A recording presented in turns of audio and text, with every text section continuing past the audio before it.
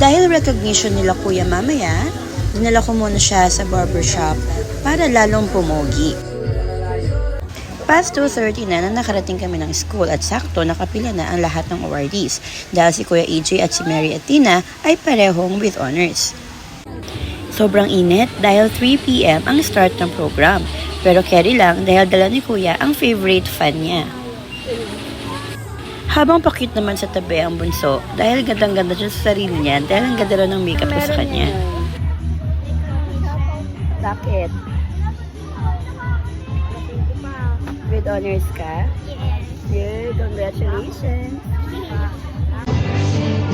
The program started with a prayer at isa si Athena sa mga ipiling students na nagsagawa nito.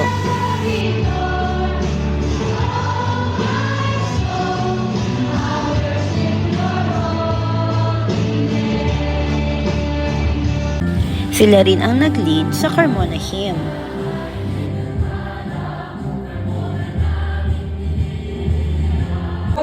Proud na proud kami sa mga bata dahil every year, umakyat kami sa stage para sabitan sila ng medal. Sayang nga hindi ko nakuha ng pagsabit ng medal ni Daddy kay Kuya EJ. After recognition, dumaan naman kami sa isang restaurant upang ipagdiwang ang kanilang achievement. Kenny Rogers Hostess. Ano gagawin? Kain. Rice. Rice kasi.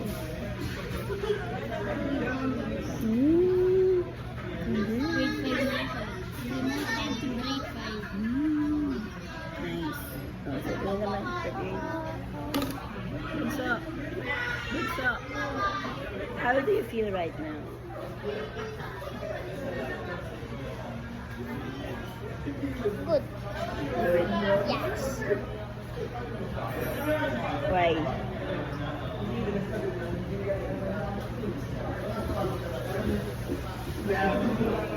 Ba't tayo nandito? We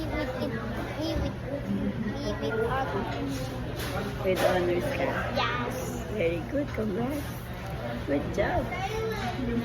Daddy, iyak na.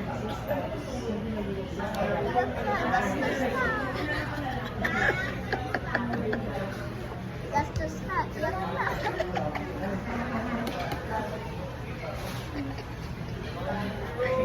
Kailangan na umiyak ni Daddy. Ang gastos mo daw kasi. Gastos na. Iyak na. Hello.